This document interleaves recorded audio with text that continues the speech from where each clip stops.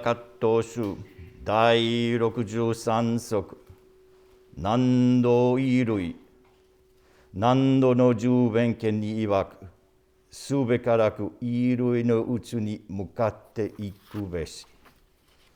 Entangling Vines, Case 63, Nando's Other Realms.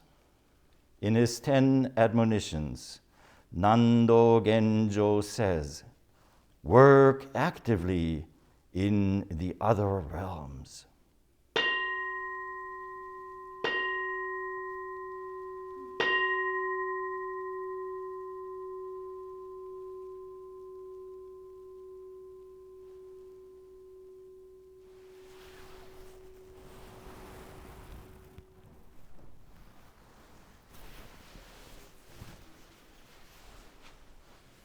It's about noon on this day of Rohatsu.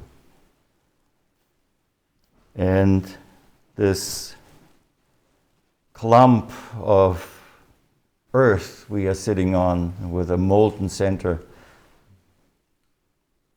had almost 4.5 revolutions in that first half of our time here together.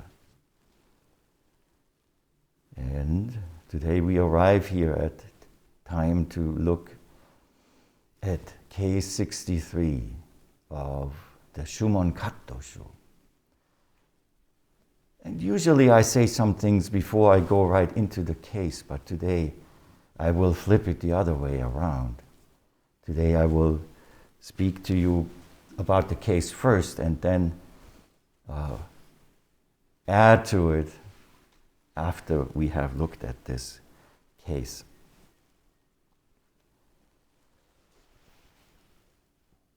We are meeting today Nando Genjo, who appears in 2 cases in this Entangling Vines koan collection. And as always, the biographical information that we know about him comes from the Keito Dentoroku, the record of the transmission of the Zen school that was written somewhere in the 11th or 12th century in China. How much of it is really historically proven is not our concern here. That's the concern of the academics, who can go and try to dig out these folks' bones if they'd like, and carbon date them. However, what we are concerned with is this unbroken life mystery. I don't know a good word for it, but it is still in connection with all the folks who are described in these records of the old masters and our ancestors. So he, Nando Genjo, lived from about 1065 until 1135. And he appears in 2 cases. So if you were here in the past and you heard the Teisho on case number 40, Nando appears in that case. You might remember the case. It talks about a scholar who wrote a treatise saying that, well, spirits don't exist. And as soon as that scholar finished it, the spirit appears and said, so you're telling me I don't exist? And one of the answers to this wonderful presentation of the spirit is by the teacher of Nando Genjo, that is Goso Hoen Zenji.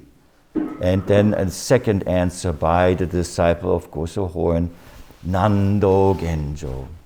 And it goes, they talk about, oh, if I had been the scholar, I would have said X, Y, Z. And then, of course, the student says, I would have done it completely different myself again.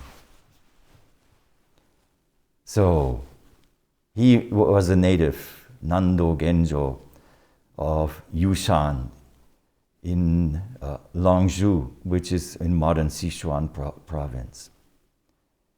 And here's an interesting point that we find in the lives of so many of us who are really interested in finding out about this business of life.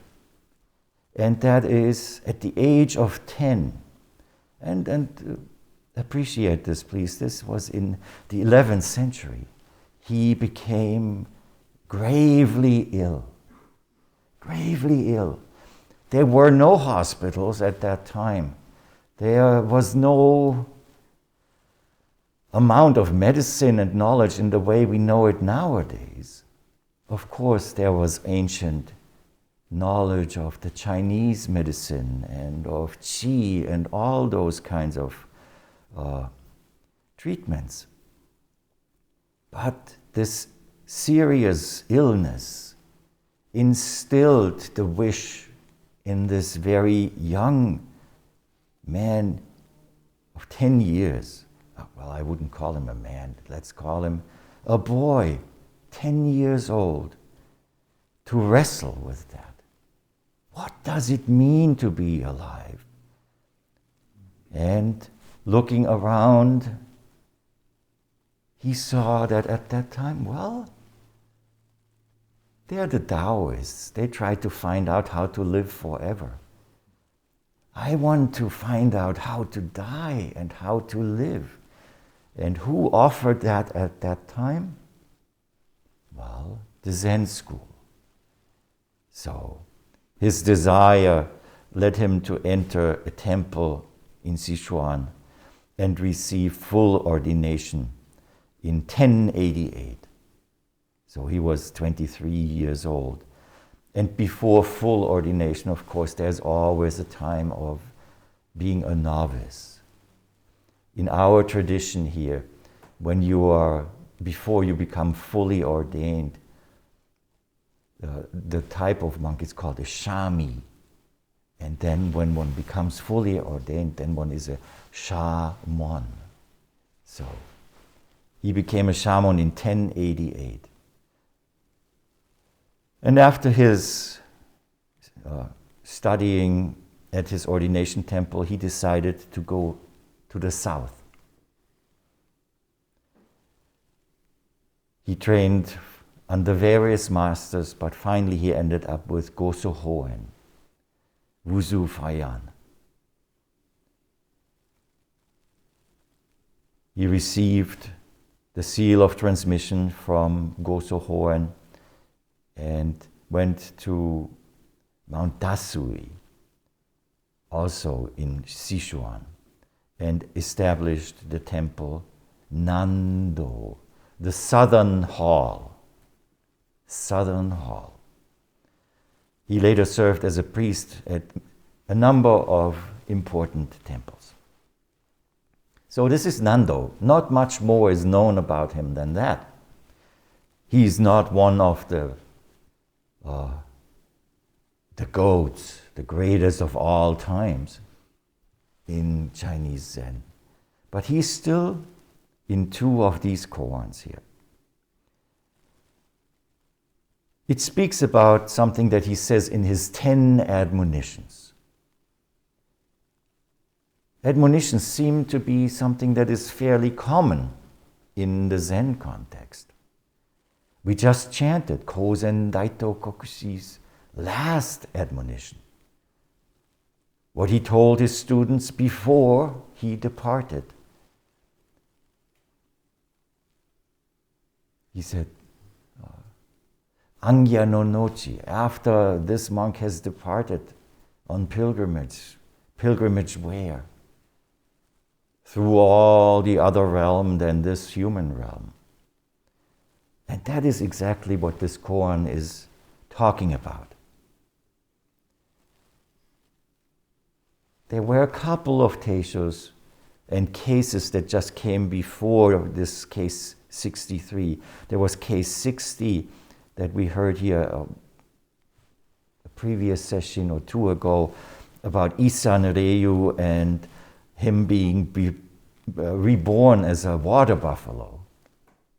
There's also a famous koan about Nansen Fugan, also about being reborn as a water buffalo. So this idea of going through different realms is something that we have to have a look at once in a while. In those stages, I pretty deeply went into the various realms that there are. We don't have to do that again. You can go onto YouTube and find out. Look for the Hotel Samsara that I described. There were the 6 floors, you know, and with the heavenly beings, the devas living in the penthouse floor, you know. Then one below are the human beings on floor 5.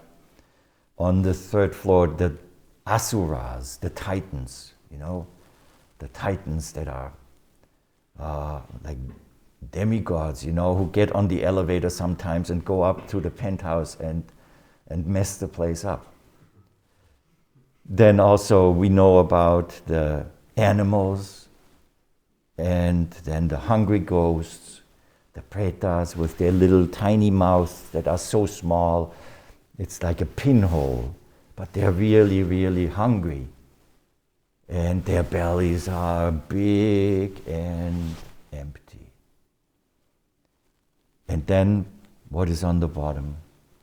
Naraka, the Buddhist hell realm. And if you remember, one of the points that is made in this context is that none of these realms is permanent. None of the realms is permanent. You don't take up permanent residency in any of them. So there's ways to move up and down. And that has been used in history sometimes to motivate people to aspire to live on higher floors. And to tell them, if you don't do how I say or what I say, it's gonna go down. Now, of course, we know in the Zen context, this is looked upon from a different point of view. Many modern and contemporary folks like to give commentary on the 6 realms and say, of course, this is the description of psychological states. When you meet somebody who says that, please invite them to come here and to follow our schedule. And when they sit on the cushion on day 5 and their knees are emitting smoke and their mind is screaming, ask them if they still believe that these are psychological states. They are realities. And we all know that from sitting here over these last couple of revolutions of our planet. But that's not what we are looking at today, not the 6 realms again. Let's look at Nando's 10 admonitions. What are they?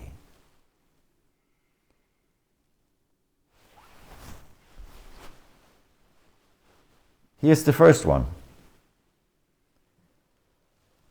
Have faith that there is a separate teaching transmitted outside the sutras.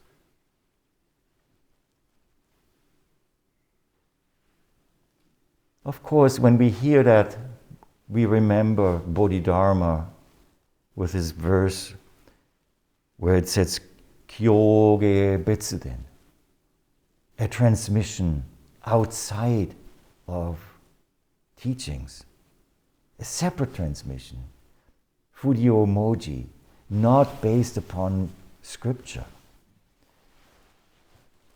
And as I have tried to find a word for it just before, this separate teaching that is transmitted outside of the sutra, do you have any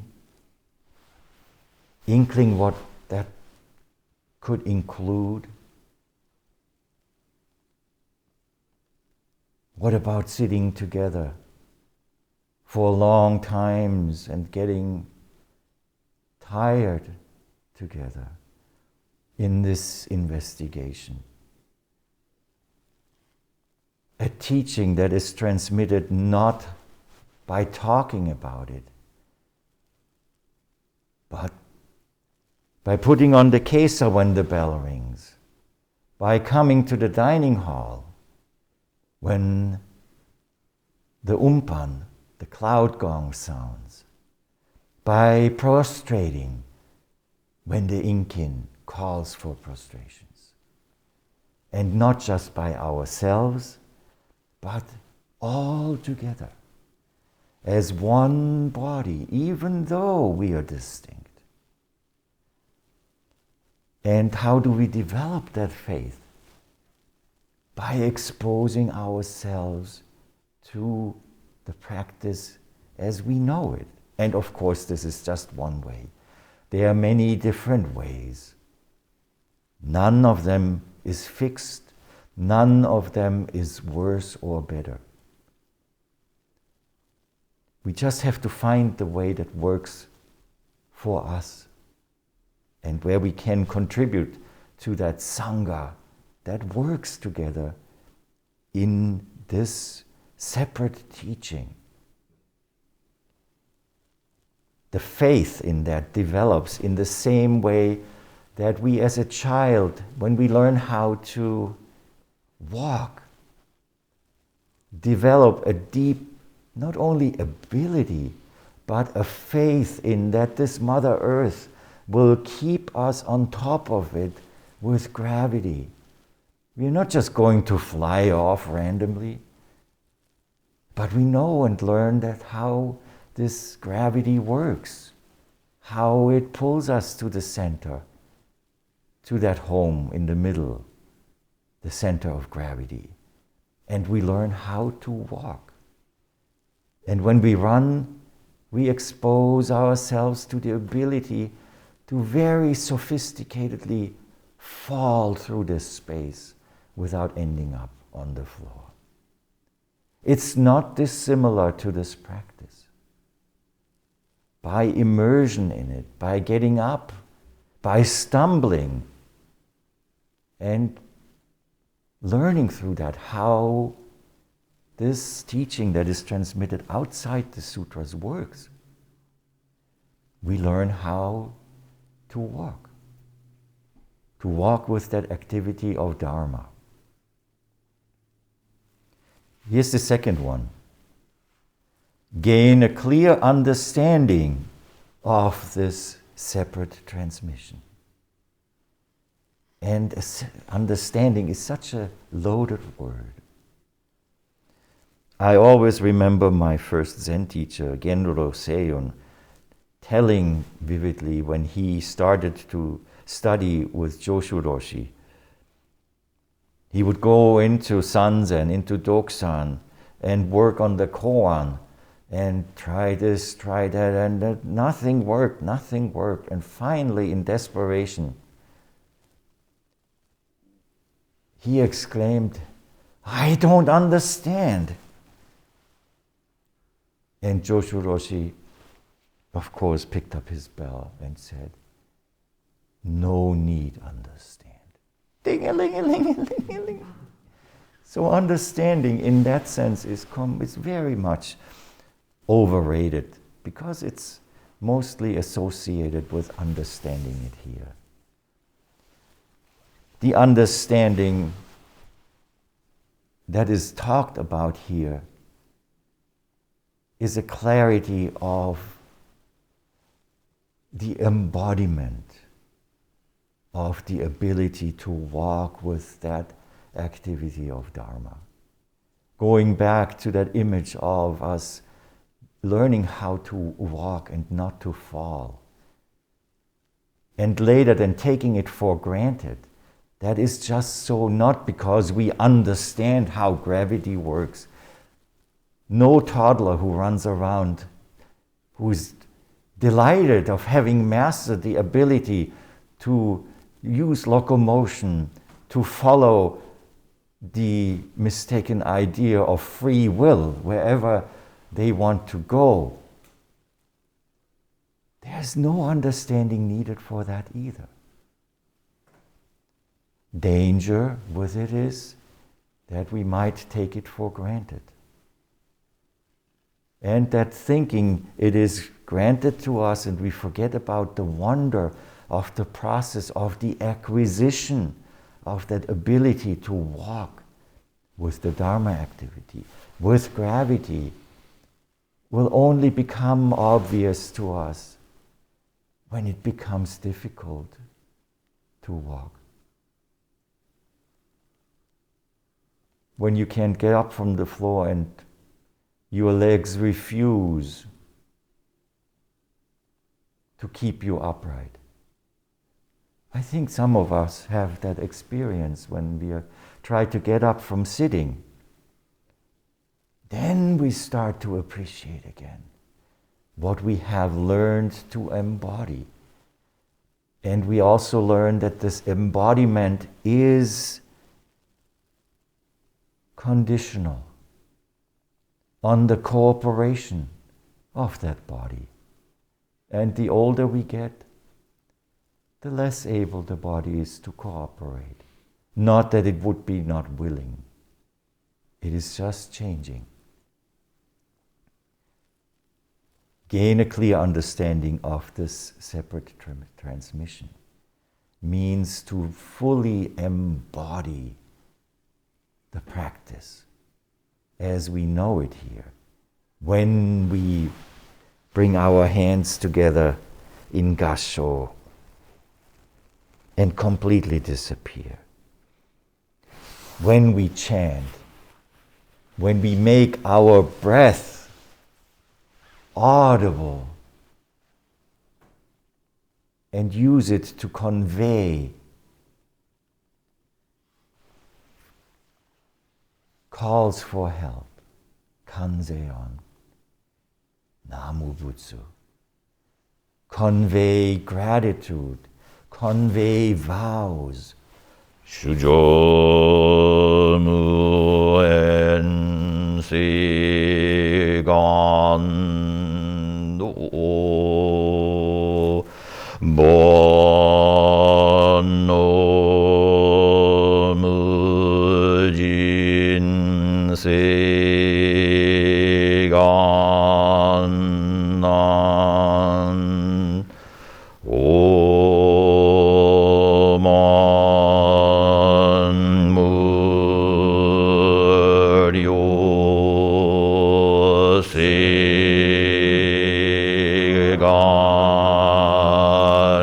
gaku butsu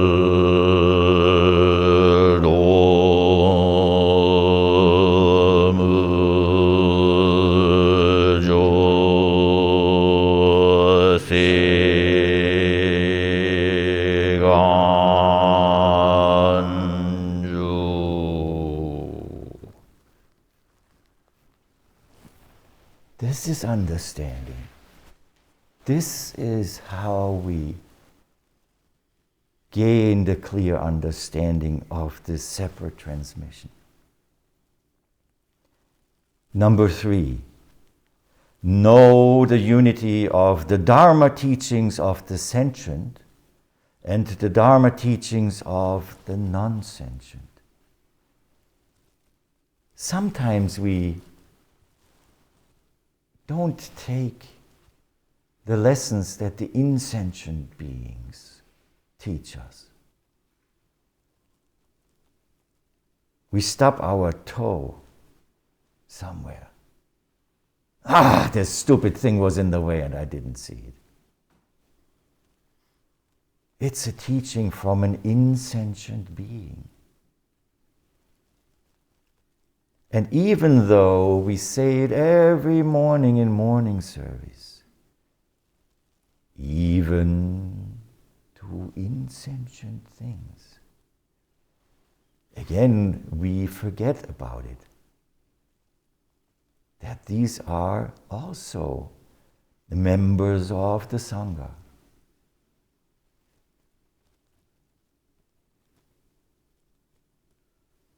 The Diamond Sutra says it so clearly to us. This is not a stupid thing. We just call it a stupid thing. It is not insentient by the fact that we can make relationship with it. And so everything that we can make relationship with becomes a teacher of ours. If it is the doorknob, which we forget about so often, and then we walk through the door and behind us, right? Or if we walk on this wood floor,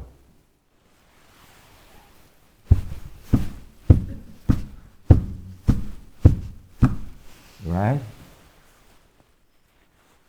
Imperfect relationship. Because what that is, hey, here I come. I'm an officer. Can you hear me? But very different when we make that relationship and understand that there is a unity between the Dharma teaching of the sentient and the insentient beings. It's not just what the Buddha said. The sutras that are being offered by the wind, by the cold, the rain, the snowflakes, which we just saw for a very short time, are very important. And we will be able to hear them if we open ourselves up to that clear understanding that this is also part of this separate transmission. Number 4. See original nature as clearly as viewing it in the palm of your hand. And be calm and steadfast in spirit.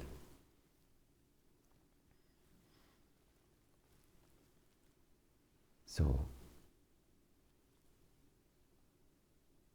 related to that, I will read a short passage from Hakuin Ekaku Zenji after I will pick up the cup so you can adjust your posture. Hakuin Ekaku Zenji, who is presiding over us here from the Butsudan since the beginning of this Rohatsu Sesshin. He wrote in a piece that's called Sokoroku Kaien Fusetsu, introductory to lectures on the records of old Soko. He writes about Nando Genjo. And here is what he writes. Zen master Nando Genjo says that you must see your own nature. There's a Japanese word for that, right? Kensho. You must see your own nature as clearly as you see the palm of your hand. After seeing your own nature, each one of you must diligently continue to cultivate your own native ground. I want to fully impress all you patricians who probe the secret depth, great people all, with the need to put your innate powers to work for you as vigorously and relentlessly as you can. The moment your kensho is unmistakably clear, throw it aside. Dedicate yourself to boring through the difficult to pass koans. Once you are beyond those barriers, you are certain to understand exactly what the Buddha meant when he said in the Nirvana Sutra that a Buddha can see the Buddha nature with their own eyes as distinctly as they see a fruit lying in the palm of their hand. Upon penetrating to see the ultimate meaning of the ancestral teachers, you will be armed with for the first time with the fangs and claws of the Dharma cave. You will spot the divine life-usurping talisman. You will pass into the realm of the Buddhas. Stroll leisurely through the realms where evil demons dwell, pulling out nails and wrenching free chalks and dispersing great clouds of compassion as you go, practicing the great Dharma giving and immensely benefiting anyone who comes to you from the four quarters. But you still will be the same worthless old duffer of a monk you were before, doing nothing at all with your time. Your eyes will stare out from the same holes in your face as before. Your nose will be where it always was.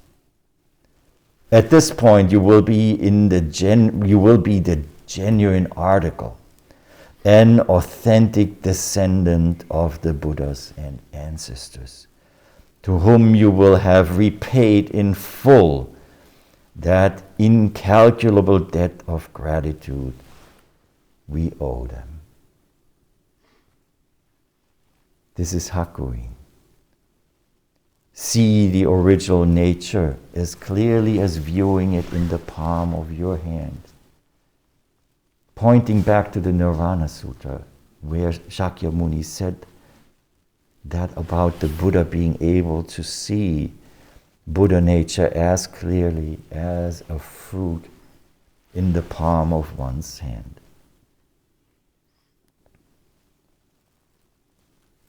That's number 4.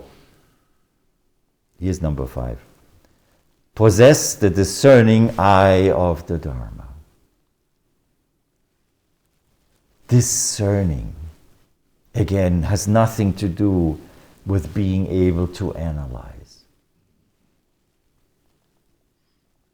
Here we come back to the sword that cuts everything into one, that discerns by cutting into one.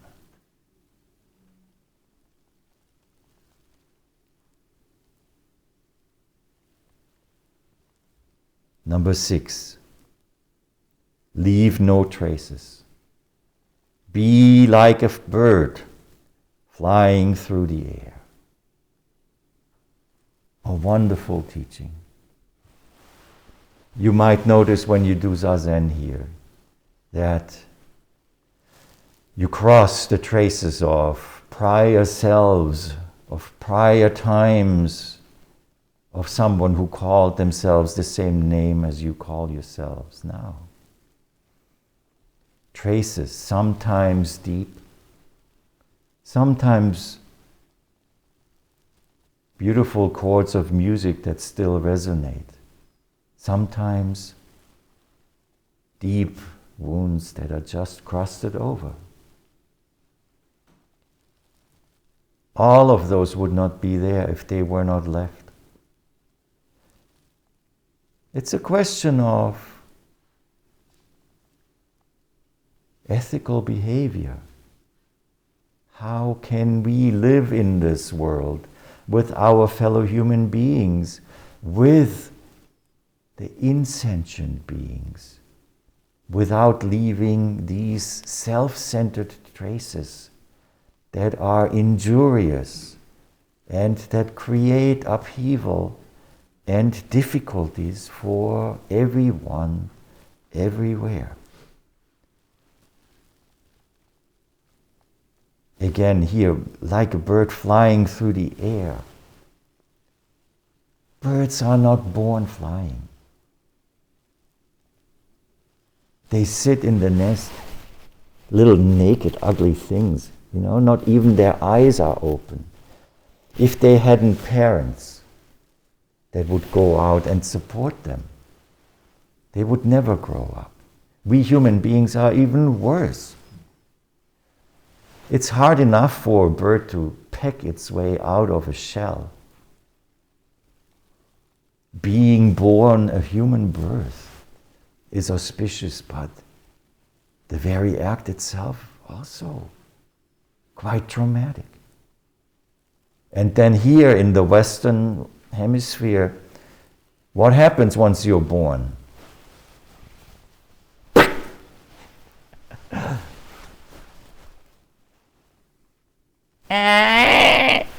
If you don't breathe by yourself, you will be stimulated.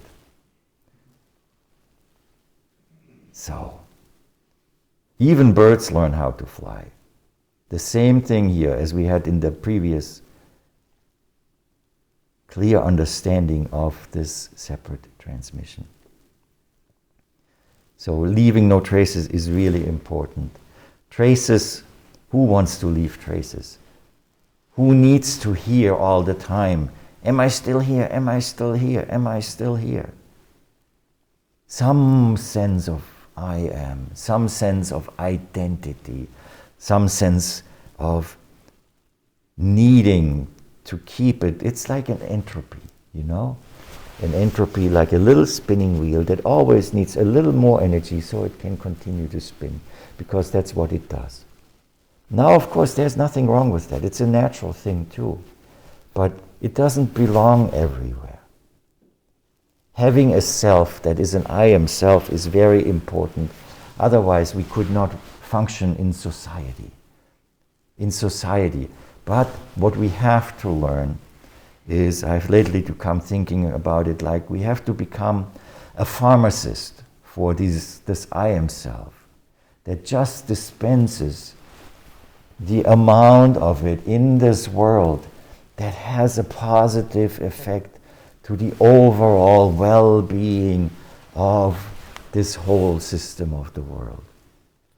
When the pharmacist overdoses you, even the most benign natural thing like an I am self becomes toxic.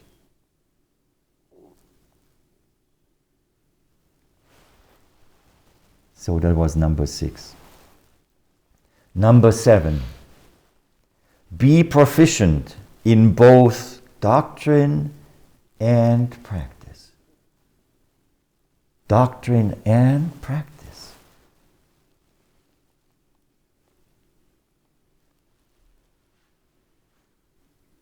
Even though we might be attracted to this very practice just by the forms that we see here, because they naturally resonate with us, it is also very, very illuminating to learn about how it came to be that way.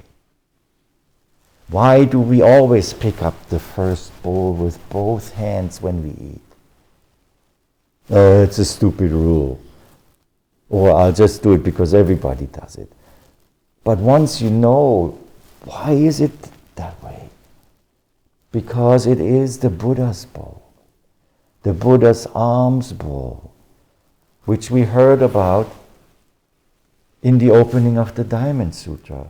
He took it into Shravasti to give the people of the town the ability to practice charity and put alms in the bowl. That's why we do that. So, doctrine and practice, when they come together, make for a different embodiment. It's not just a knowing about it. It really becomes living embodiment once that knowing is filled from the inside, fully knowing and having received this separate teaching transmitted through actually practicing. Number 8. Now, this is a translation by Waddell. Destroy the false and reveal the true. That's a very Western kind of thinking, you know. The false and the true. When we think about true and false, it's almost like thinking about good and evil, right? How many wars have been fought in the name of the true, you know?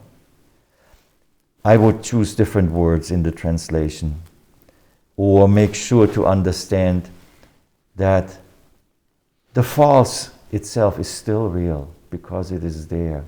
It's like the false is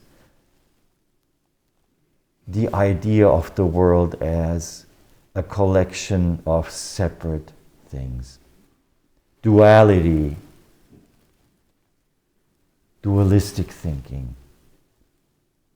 That is what is ultimately, even though both are there, it is incomplete. Let's say incomplete, might be a better word. Destroy the incomplete with the sword that gives life and cut it into one, and it will reveal the true, which is, of course, that what is. Suchness, tatata, dharmata, shinyo, that what really is, non-duality. Number 9, manifest great functioning.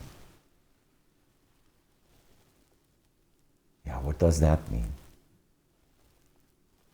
Great functioning. Anyone here is manifesting great functioning? Of course, we all are manifesting great functioning. Aren't we alive? Are you breathing? Are your hearts beating? That is great functioning. But taking it from the physical level to the great functioning of actually as a person, as somebody with responsibilities, with consciousness, with limited amounts of having some kind of influence on this conditionality, how do we manifest it there, is the question. And all the preceding admonitions help us to arrive at a level of functioning in this great way more and more aptly. And finally, with number 10, we arrive at what is cited in this koan. Work actively in the other realms of existence. The bait is out. Other realms of existence. Since we sat here, we know there are no other realms. You might have found yourself in hell over the last 4 revolutions of this planet. You might have found yourself with the devas, being completely one with the sound of the rain, the openness of the sky, or being in the human realm, unable to defecate, feeling really miserable because of that, getting closer to hell, feeling like an animal when seeing the food. All those realms are right here. So why does Nando admonish us to work actively in these other realms of existence? What we have to carry forth is that faith in this teaching that happens, even if we find ourselves in those realms. This is not an escape opportunity we have here, pressing the elevator button to the penthouse and staying there forever. It's not about the dwelling, not about the abiding here or there. It's about the journey, the great functioning of being that can journey from hell without any difficulties straight up to the devas. And as Hakuin says, dispersing great clouds of compassion as we go. Be intentional, be aspirational, carry forward that vow to save all beings, to become what in the human realm some people call a mensch.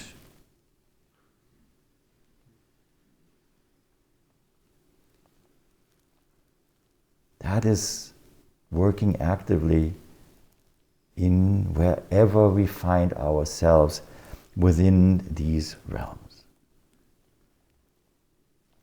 So I'll give you one more chance to move before we come to the promised part.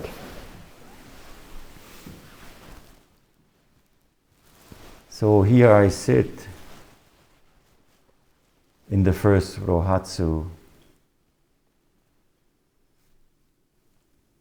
not many days away from the time Chigan Roshi handed me the staff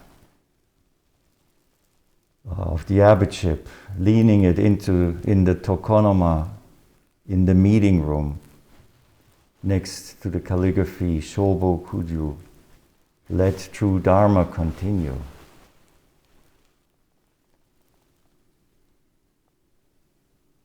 A wonderful Rohatsu Sesshin. We started out with 47. You might have noticed our numbers have gone down. And they haven't gone down because people would not want to practice. It is that a good number of our fellow practitioners were struck with sickness. Sickness that in itself also is another realm in which we at times have to enter. But unlike Nando Genjo, who lived in the 11th century, where medicine was not as developed as nowadays, we know a lot of things. But at the same time, we are still in the same boat, not knowing about certain long-term effects of certain diseases that are around. We all have survived colds. The flu is well handled. But we really don't know what are the long-term effects of COVID. Do we want to find out? Do I want to sit here and look at, no matter what age you are, seeing you in 15 years suffering from some ill effect that we don't know about, acquired at the Rohatsu Sesshin, in which masks were put on, but still by today a good number of practitioners have tested positive. Some had to leave because of their underlying health conditions and might, we all hope, will be well cared for by the medical establishment. Sitting at the bottom of this triangle as the abbot, I do carry the responsibility for everyone who comes here. Not just now, but also in the future. And together with the Abbess Emerita Chigan Roshi and with our president of the board and of course also resident physician Hokuto Osho, we have come to the conclusion that it is not responsible for us to continue to finish the 8 revolutions of this planet and expose potentially any of you to this sickness. Nothing is set in stone. The great functioning sometimes function in a way that might be experienced as disappointment. But what does practice mean if we are not willing to step up to the responsibility of doing that what might seem disappointing, unpopular, difficult? So, with the apologies for not meeting this long day ending on December 8th, we have decided to end this Rohatsu Sesshin this evening after dinner.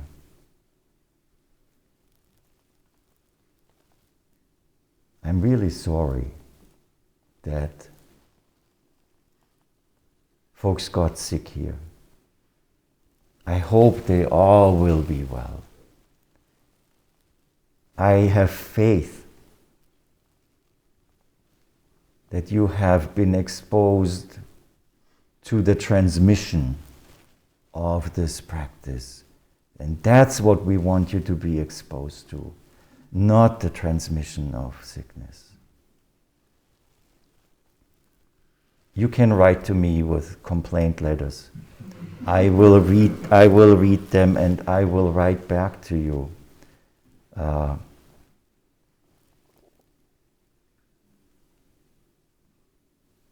It was a great time up to this lunch. But in order to come back here all together, all healthy again in the future, I ask you for your understanding of this decision, as disappointing as it may be. Please, whatever realm you go to, be careful. We haven't arranged for it yet, but we probably have enough tests if you want to know before you go home.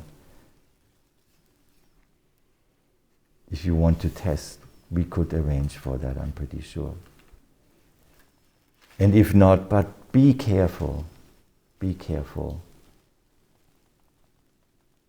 This is how cause and effect works. The only place to not create harmful karma is now. So let's please act accordingly. After this talk, when we close it, let's also forgo the yoga class. It's a small room, and it's only a few minutes because I just droned on and on.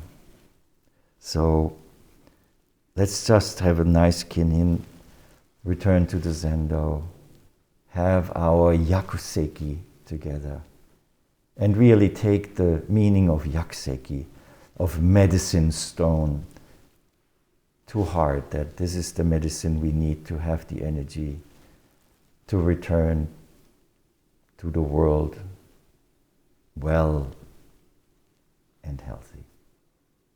So